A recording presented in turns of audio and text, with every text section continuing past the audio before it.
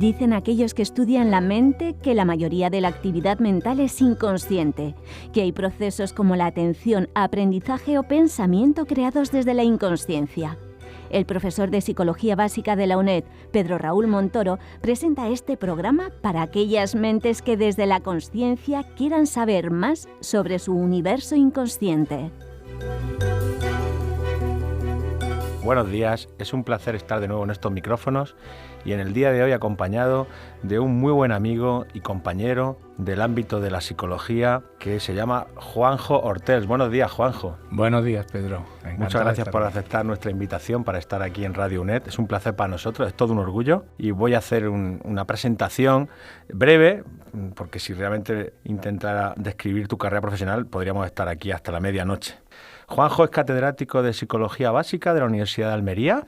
Es profesor, entre otras, de las asignaturas de Memoria y Procesos Ejecutivos en el grado de Psicología, Fundamentos de Neurociencia Cognitiva en el Máster de Investigación en Ciencias del Comportamiento y también es investigador principal del Grupo de Investigación en Neurociencia Cognitiva de la Universidad de Almería, donde ha trabajado en las últimas décadas en una dilatada experiencia en el estudio científico de los mecanismos de procesamiento inconsciente y sin atención y en la última década también en la exploración de los correlatos corticales asociados a los procesos de atención, de memoria de trabajo y de procesos de inhibición como el premio negativo. Podría decir muchas más cosas de ti, pero estoy seguro que si indagan un poquito nuestros estudiantes y nuestros oyentes en Internet podrán ver tu currículum, que es muy extenso. Muchas gracias, Juanjo, de verdad, por estar aquí en el día de hoy y bienvenido a la radio de la UNED. Muchas gracias, Pedro. No solo es un placer, que lo es, un honor, que lo es, también es un reto. No tengo dudas, pero seguro que... Pero espero afrontarlo con éxito. Y solventar y aprenderemos mucho de ti. Porque en el día de hoy el tema sobre el que vamos a debatir, sobre el que vamos a hablar, está relacionado con el inconsciente. Esa palabra que yo creo que nos fascina a todos, nos provoca un interés y una curiosidad tremendas, no solamente en la población general, sino también los investigadores del comportamiento y los neurocientíficos. Y yo creo que eres la persona más adecuada para poder hablarnos de los desarrollos científicos en este campo por tu experiencia en la psicología experimental y en la neurociencia cognitiva. Y yo creo que desde el principio te quiero preguntar, Juanjo, precisamente ¿por qué crees que la noción de mente inconsciente o de ese concepto de subconsciente fascina tanto a la sociedad general y también fascina tremendamente a los investigadores de la mente y el cerebro? No tengo muy claro por qué. El caso es que sí que resulta fascinante. Y yo creo que con este ejemplo hipotético podía ayudar a ilustrar lo que quiero decir. Si yo te invitara a una conferencia y te dijera que en esa conferencia voy a tratar de demostrar que somos agentes conscientes y libres, que en todas nuestras tomas de decisiones sabemos muy bien lo que hacemos, por qué lo hacemos, siempre elegimos la opción más favorable, aunque todo eso fuera cierto, cosa que ahora no es necesario decir, no creo que capturaría mucho tu atención. No sería una conferencia a la que fuera muy interesante acudir porque todo resulta demasiado obvio. Pero, ¿y si te dijera que voy a demostrarte en mi conferencia cómo puedo inducirte a hacer cosas en contra de tu voluntad o sin que tú seas consciente? O si yo te dijera que hoy la neurociencia ha demostrado que momentos antes en los que yo creo que he tomado la decisión de mover el dedo índice de mi mano derecha, mi cerebro, segundo antes, ya ha decidido eso por mí. Eso sería mucho más interesante, porque nos obligaría a replantearnos cosas tan sagradas como la voluntad o el libre albedrío. O si yo te dijera que todos nuestros pensamientos, sentimientos, comportamientos conscientes son solo la punta de un iceberg, de un enorme iceberg que oculta todo un conjunto de mecanismos de procesos no conscientes, inconscientes, un inconsciente que además tiene vida propia, que tiene sus reglas del juego, pero que a lo mejor con suerte podemos desentrañarlo utilizando cosas como la hipnosis o interpretando los sueños. Si yo te digo todo eso, resulta que me va a atender más. De hecho, algunas de estas últimas ideas ya las decía Sigmund Freud en su escrito, y con Sigmund Freud, con algunos de sus libros, muchos estudiantes quisimos estudiar psicología por eso, lo cual no deja de tener su gracia, más allá de la veracidad de estas afirmaciones. Así que tiene mucho de fascinante ese mundo. Tienes razón que esta metáfora del iceberg se ha utilizado mucho para representar ese mundo psicológico oculto, ¿no?, por debajo del nivel del mar, y que incluso muchas veces cuando se explica a Freud se utiliza, ¿no?, para representar esa punta de iceberg que es consciente y toda la parte enorme, aparentemente enorme, de nuestras pulsiones inconscientes que decía Freud, ¿no? ¿Cómo ha afrontado, Juanjo, la psicología experimental científica el estudio de esa parte del iceberg, esa parte oculta? A mediados de los 50 del pasado siglo, un psicólogo social llamado James Vicary publicó un trabajo según el cual él afirmaba en ese trabajo que había demostrado de forma muy clara cómo las ventas de palomitas y de Coca-Cola en una serie de salas cinematográficas de New Jersey habían aumentado considerablemente como consecuencia de que las personas que habían asistido a esa película, durante la proyección de una película concreta, se le había presentado de modo subliminal fotogramas con mensajes muy concretos diciéndole: tienes hambre, come palomitas, tienes sed, bebe Coca-Cola. Con el paso del tiempo se llegó después a demostrar, incluso él mismo llegó a reconocer que no era tan cierto lo que él había dicho, esos resultados nunca se llegaron a replicar, pero curiosamente, es decir, a partir de ese momento la psicología experimental ha tenido un camino muy largo para tratar de tomarse en serio el estudio de los procesos inconscientes. En mi opinión, cuando yo reflexiono de esto, o lo digo por ejemplo en clase a mis alumnos, no hay un solo factor que explique cómo llegó a afrontarlo la psicología experimental, pero sí es interesante, yo destacaría al menos tres aspectos o tres tipos de factores que facilitaron ese estudio serio de los procesos inconscientes. El primero, que creo que es muy interesante resaltarlo, es cuando la psicología experimental de repente vuelve la mirada al dato neuropsicológico que no se había tomado muy en serio. ¿Por qué? Porque casi todos los pacientes neuropsicológicos con algún tipo de daño cortical, sea donde se encuentre el daño, al final terminan mostrando un problema que podríamos catalogar, simplificando mucho, de desconexión entre el procesamiento de un estímulo y el acceso a conciencia. Por ejemplo, se demuestra que un amnésico sigue siendo amnésico, pero retiene.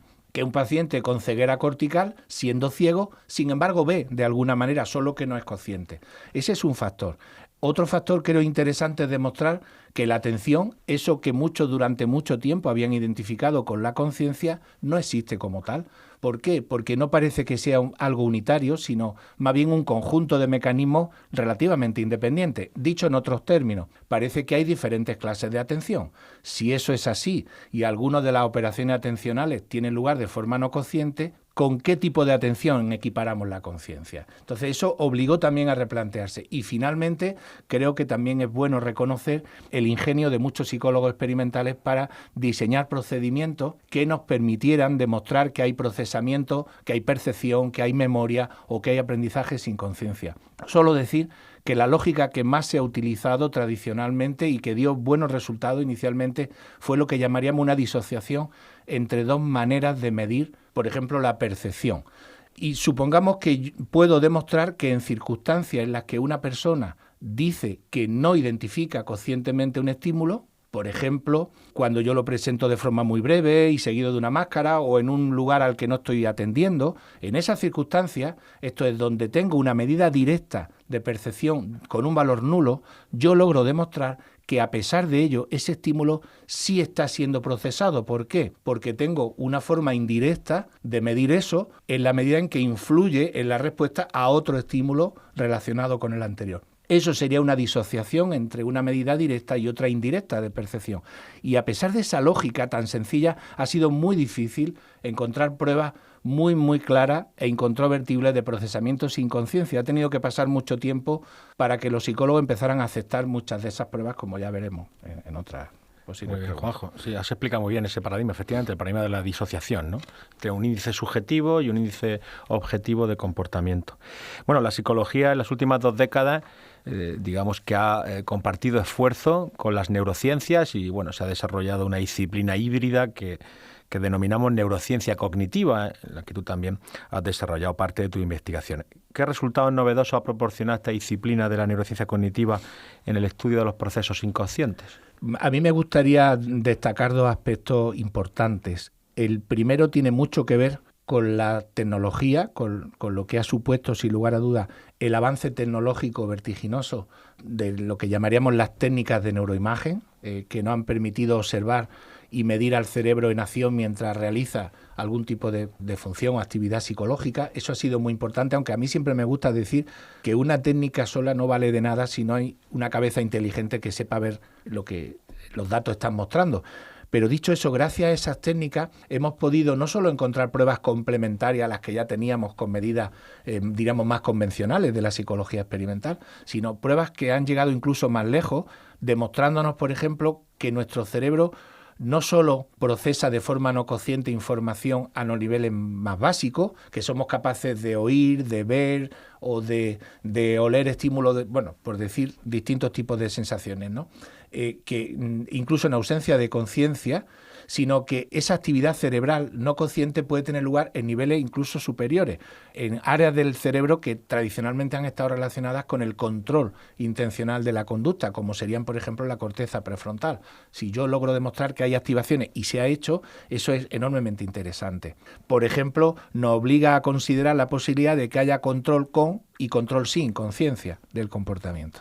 Pero también debería decir que en este desarrollo dentro de la actual neurociencia cognitiva también ha sido muy interesante diseñar estrategias metodológicas alternativas a la disociación convencional que nos permitieran ir más allá. Cuando digo ir más allá, quiero decir no solo constatar que existe un procesamiento sin conciencia, sino tratar de demostrar en qué medida ese procesamiento difiere o tiene diferencias cualitativas con el procesamiento que tiene lugar con conciencia. Esto, en qué medida la presencia o ausencia de conciencia puede llevar incluso a reacciones conductuales opuestas en un organismo. Eso es enormemente interesante y eso se ha podido demostrar. Muy bien, Juanjo, además tú has trabajado mucho también en ese paradigma de disociación, buscando diferencias cualitativas, ¿no?, entre procesos de un tipo y de otro. ¿Y cuáles crees que son los principales desafíos, retos en estos campos de investigación, más de psicología, más de neurociencia, para los próximos años? ¿Por dónde crees que van a ir los senderos de la investigación futura? Bueno, esto es, no sé, si jugar un poco a brujo.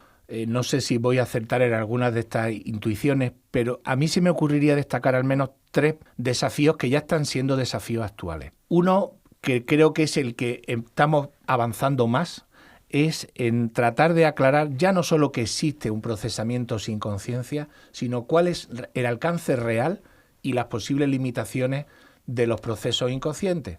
Eso es un desafío muy interesante porque nos obliga a afinar mucho más, no solo ya que existe percepción, sino en qué medida supone una diferencia percibir con o sin conciencia. Por otro lado, también algo que no se está investigando mucho, pero creo que es un desafío que cada vez nos va a tocar más de cerca, es el siguiente. Tiene que ver con las diferencias individuales. Ahora mismo nadie pone en duda que todos los procesos psicológicos que tienen lugar, siendo conscientes de ellos, relacionados con nuestra memoria, con cómo aprendemos, con toma de decisiones, con razonamiento, ahí hay toda una serie de diferencias individuales que marcan mucho el territorio y que nos permiten hacer cosas mejor o peor. Pero ¿existen diferencias individuales en procesos inconscientes? Eso es algo que muchos no se habían atrevido a preguntar, tal vez porque a lo mejor sería una pregunta que no tiene mucho sentido, pero a mí me gusta poner una anécdota que es algo más que una anécdota, fue la sugerencia de una serie de trabajos realizados por psicólogos alemanes, por ejemplo Spitzer, en colaboración con Markus Kiefer, a finales de los años 90, con pacientes con esquizofrenia.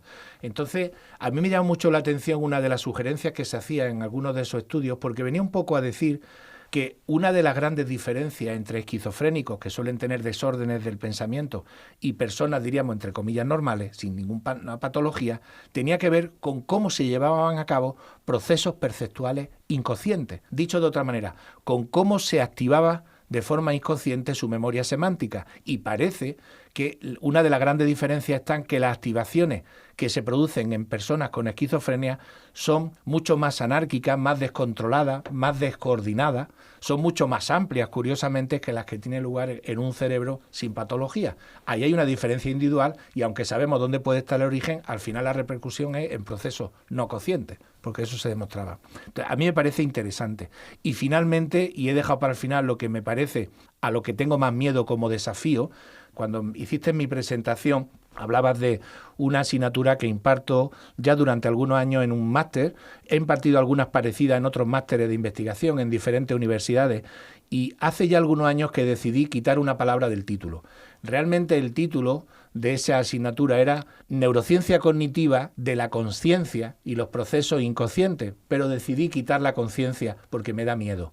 Porque cuando hablaba de esto con los alumnos no sabía qué literatura darles para que pudiéramos ponernos de acuerdo, porque uno siente casi terror, porque a la psicología experimental durante más de 50 años le ha dado miedo abordar. ¿Y por qué digo que es un desafío? Muy sencillo. Tenemos tantas pruebas acumuladas de procesamiento sin conciencia en los últimos 30, 40 años, desde la psicología, la neuropsicología, la neurociencia cognitiva, que a los científicos ya no les tienen más remedio que tener que encarar de forma seria para qué sirve la conciencia. Esto es, si nuestro cerebro hace tantas cosas sin conciencia, ¿de qué diablo nos sirve tener experiencias conscientes? Nadie duda que tenemos experiencias conscientes. Entonces, ¿para qué sirve? Y preguntarse para qué sirve o qué es o cuáles son las bases neuronales cerebrales de la conciencia significa preguntarse también en qué se relaciona la atención con la conciencia o, lo que es peor, ¿somos libres? ¿Qué es la voluntad? ¿Qué es el libre albedrío?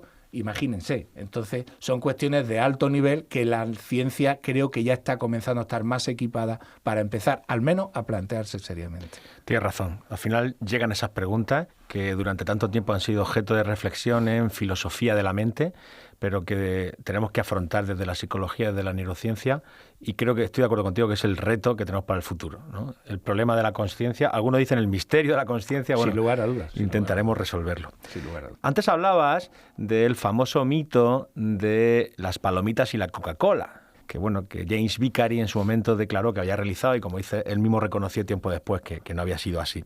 Pero ¿qué evidencias científicas tenemos sobre la persuasión o sobre el control subliminal? Porque en la población general este mito sigue muy vivo. Mucha gente no sabe la segunda parte de la historia y sigue pensando que el experimento se hizo, que funciona y que la publicidad utiliza ese tipo de sistemas que podríamos llamar de publicidad ilícita.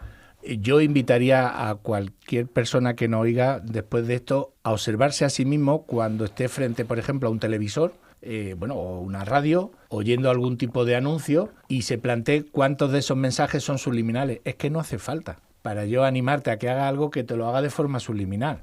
Pero yo sí diría algo que acabo de recordar.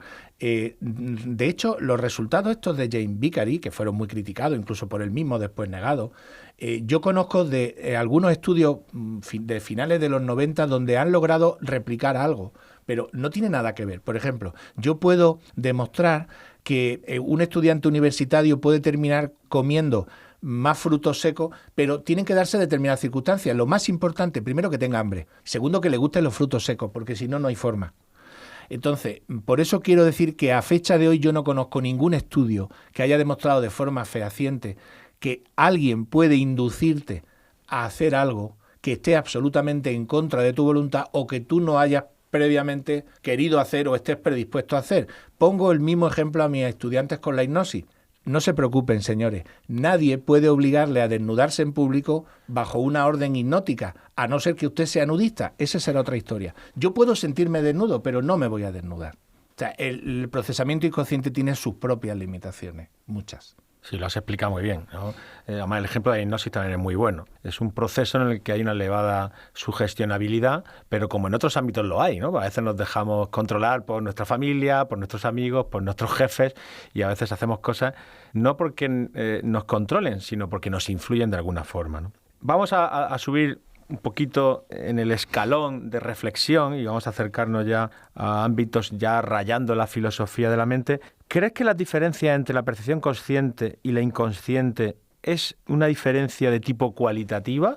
¿Son procesos diferentes, mecanismos incluso con bases cerebrales diferentes? ¿O crees que la diferencia es más bien de grado? Es decir, por debajo del nivel del mar el iceberg está compuesto, esa parte inconsciente del iceberg está compuesta de los mismos mecanismos o son mundos diferentes. Pues probablemente la respuesta más inteligente, un poco a la gallega, como dirían algunos, sería ambas cosas. Parece contradictorio, pero pueden ser ambas cosas. Me voy a explicar. ¿Qué sabemos hoy, por ejemplo, por parte de lo que nos está aportando muchos estudios dentro de la neurociencia cognitiva?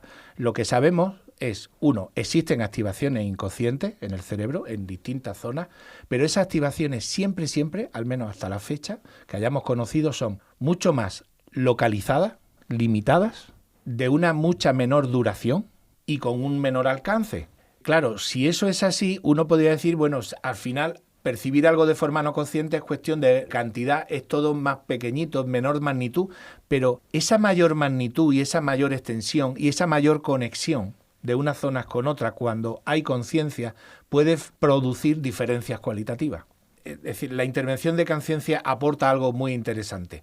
Vamos a coger un ejemplo con un paciente que tiene ceguera cortical y al cual yo le pongo, por ejemplo, un vaso de agua. Sé que el paciente está sediento en ese momento, que podría beber agua, pero coloco un vaso en una zona de su campo visual que coincide con la parte que está lesionada, a la que llamamos escotoma. Bien, ese paciente jamás va a coger el vaso de agua. Y alguien dirá, claro, es obvio, no lo ve. Pero ¿y si yo le digo al paciente, por favor, coja usted el objeto que hay ahí? El paciente me va a mirar muy raro. Me va a decir, ¿cómo usted quiere que coja algo que no veo? Pero yo casi lo obligo, como si fuera una especie de marioneta o de zombie. Digo, pero por favor, hágalo usted. Y puedo observar que el paciente va a hacer movimientos muy aproximados a lo que sería ver un vaso. Por ejemplo, va a ir a la localización espacial más o menos adecuada y va a hacer movimientos con sus manos de agarrar un vaso que son muy diferentes de los que si yo hiciera para agarrar un bolígrafo. Bien, ¿qué quiero decir con esto?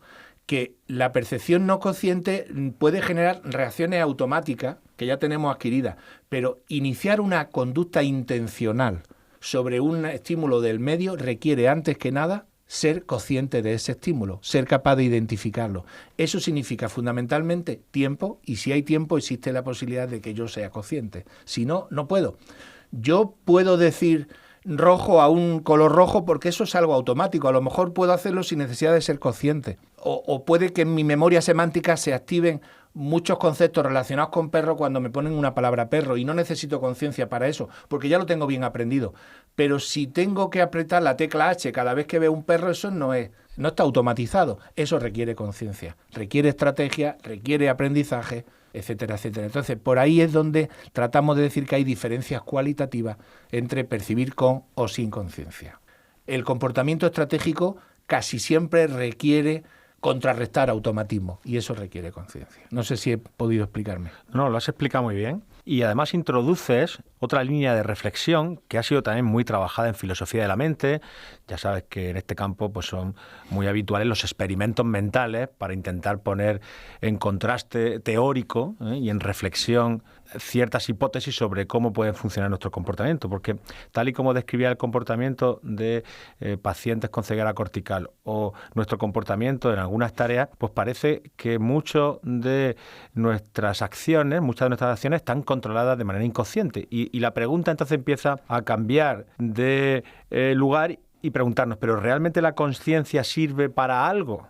Has puesto algunos ejemplos, pero creo que es necesario que traigamos aquí a los zombies filosóficos, ¿no? ¿Crees que sería imaginable un ser humano que tan solo tuviera procesos inconscientes, que es lo que los filósofos de la mente llaman zombies? ¿O en cambio consideras que los procesos conscientes son imprescindibles para un comportamiento inteligente como el que tienen, no sé si todos los seres humanos, pero confío que la inmensa mayoría de seres humanos tengan comportamiento inteligente? Bueno, es una pregunta enormemente difícil y hay que ir por partes. Yo lo primero que haría sería responder a esa pregunta con otra pregunta. Y yo me pregunto... Estás muy gallego, te veo, estás muy gallego. Sí. ¿Sería adaptativo un ser humano en el que todo y cada uno de sus comportamientos fueran el resultado de reflejos más o menos simples o fueran el resultado de una serie de rutinas automatizadas de asociaciones, estímulos, respuestas? Sería magnífico en un sentido. Tendríamos a un ser humano que sería rapidísimo, lo cual le puede salvar la vida en muchas situaciones, para responder en muchísimas situaciones diversas y probablemente sin que existiera ni un solo error. Pero ¿cuál sería el precio a pagar? Mucho. Tendríamos a un organismo que sería muy rápido pero muy previsible. Sería absolutamente rígido porque si yo le pongo en una situación a la que no se ha enfrentado jamás, no sería capaz, se quedaría estático, como paralítico. ¿Por qué? Porque la flexibilidad es precisamente lo que no existe en ese organismo, la posibilidad de dar soluciones nuevas incluso a viejos problemas o a nuevos desafíos o a situaciones a las que jamás me he enfrentado. Eso es lo que muchos piensan que supone la inteligencia y puede suponer probablemente la toma de conciencia. De hecho, a mí me gusta poner algunas anécdotas que he vivido y sufrido a veces en los laboratorios. Cuando hemos hecho investigaciones con estudiantes universitarios, le hemos pedido que hagan distintos tipos de experimentos, de tareas, de percepción, de atención, de memoria. Yo recuerdo que algunas veces le decía, por ejemplo, si yo supongamos que estoy haciendo un experimento de percepción subliminal y le pido a una persona que está sentada frente a un ordenador que pulse una tecla si la cara que ve es de una mujer y pulse otra si la cara que ve es de un hombre. Pero yo le pongo las caras de manera tan rápido y con tantas máscaras después que es casi imposible verla, por lo menos identificarla. Supongamos que esa persona, como los estudiantes suelen ser muy buena gente, sobre todo si quien hace la investigación es su profesor, hace lo que se les pide, cosa que hay que agradecer. Probablemente mi hijo no lo haría, ni mi mujer menos, pero entonces imaginaros que al final del estudio le digo, enhorabuena, has reconocido las caras por encima del nivel de azar. ¿Cómo es esto posible si yo no las veo? Bueno, porque tienen más aciertos que falsa alarma. Y él me va a decir si es una persona normal. Enhorabuena, ¿para qué? ¿En qué ha cambiado mi conducta? Mi conducta es como la de un zombie. Yo estoy haciendo esto porque me lo has pedido, pero sigo sin ver ninguna cara, absolutamente ninguna. Entonces, claro, un poco sino para terminar y hablando de lo que significa la flexibilidad y hablando de los zombies, resulta que una de las cosas que estamos descubriendo, que creo que uno de los hallazgos más interesantes en los últimos años relacionado con el procesamiento inconsciente, es descubrir que no hay blanco o negro, arriba o abajo, las cosas no son tan sencillas. Por ejemplo, tradicionalmente siempre se decía, los procesos inconscientes son totalmente automáticos. Los procesos conscientes, como requieren atención, pues bien, ahí tenemos la dicotomía, pero la dicotomía no es tal. Porque un proceso inconsciente, si es totalmente automático, podría andar por libre, y resulta que no es así. Hay muchas pruebas que demuestran que el procesamiento inconsciente, aunque tiene lugar de forma inconsciente, aunque tiene muchos rasgos de un proceso automático, por ejemplo su velocidad, el que a lo mejor no se puede detener una vez iniciado, pero a mí me gusta mucho decir esto, hay alguien que está controlando un poco el galope de un caballo desbocado, es decir, siempre puede ser objeto de algún tipo de supervisión, aunque sea con el ojillo izquierdo y a distancia. Me refiero a supervisión atencional. Y es muy sencillo de demostrar esto. Por ejemplo, yo puedo demostrarte que tú puedes analizar incluso el significado de palabras que yo te pongo de forma subliminal, o de objetos, de dibujos de objetos, sin que tú te des cuenta, tu cerebro procesa no solo la apariencia, sino lo que significan esos estímulos. Así que digo, bueno, tiene lugar un procesamiento semántico sin conciencia. Pero ¿y si descubro que eso es lo que hace tu cerebro por defecto, porque tendemos los seres humanos a fijarnos en el significado de las cosas? Pero ¿y si te induzco ahora a hacer una tarea previa donde yo te estoy pidiendo que te fijes ya no en el significado, sino en la apariencia de las cosas? Por ejemplo, si es más alto que ancho, qué color tiene, entonces descubro que dejas de analizar el significado del objeto, porque te he inducido una disposición, un set mental que te está induciendo a fijarte en la apariencia de las cosas, no en su significado. Y eso hace que ese procesamiento inconsciente del significado deje de tener lugar. Así que es una forma muy bonita de demostrar cómo un procesamiento inconsciente sigue siendo inconsciente, pero es objeto de algún tipo de supervisión, de zonas de control o de zonas atencionales que llamamos un poco la corteza ejecutiva o la corteza prefrontal. Es muy buen ejemplo que has puesto de cómo colaboran ambos procesos para encontrar un comportamiento armonioso, flexible, adaptativo, ¿no? Me quedo más tranquilo además porque creo que si en algún momento ocurre algún tipo de apocalipsis zombie, creo que siempre estaremos por encima de esos zombies, no sé si en velocidad, pero sí por lo menos en ingenio, ¿no? Para intentar escapar de ellos y seguir sobreviviendo. Yo, si me permite, no sé si tengo un minuto para añadir algo de los zombies. Antes lo comentaba contigo y a mi alumno me gusta comentárselo en los últimos años. Sobre todo cuando algunos que vayan a convertirse en futuros investigadores, les digo, los psicólogos experimentales durante mucho tiempo hemos tratado a nuestros sujetos que hacen tareas casi como ratas o peor como zombies. Es decir, no se nos ocurre preguntarles qué están haciendo o qué dejan de hacer. Yo sufrí en mis propias carnes el tratar a mis sujetos como zombies cuando hice mi tesis doctoral. Perdí casi 2 años de mi vida porque no lograba comprender por qué casi la mitad de personas hacían una cosa y la otra mitad hacían lo contrario. nunca les preguntaba a los sujetos hasta que un día se me ocurrió preguntarles. Y ahí es donde descubrí que mis sujetos no eran zombies, sino que desarrollaban estrategias y que para conocerlas había que preguntarles. O sea que los informes subjetivos siguen siendo esenciales incluso en la más moderna neurociencia cognitiva. Tienes toda la razón. Son sujetos activos que tienen sus propias intenciones, sus propias hipótesis, expectativas y muchas veces puede que no coincidan con las instrucciones que queremos que se apliquen en la tarea. Juanjo, no sé si has sido consciente, pero nos hemos quedado sin tiempo. El tiempo ha pasado volando, ha sido apasionante. Yo he disfrutado mucho con esta charla magistral, ¿no?, que nos has dedicado en esta media hora. Ha sido un placer. Espero que nuestros oyentes hayan recuperado el interés por el estudio científico más allá de los mitos y los prejuicios que hay sobre el campo de la percepción inconsciente, de lo inconsciente en general, y confío en que podamos vernos en otro programa de radio para seguir hablando de estos temas que muchos nos han quedado todavía en el tintero. Así que muchas gracias por estar aquí. Yo creo que he sido un poco medio zombie también, porque he sido consciente solo de 10 minutos y no del resto. Muchas gracias, Pedro. Muchas gracias, Juanjo.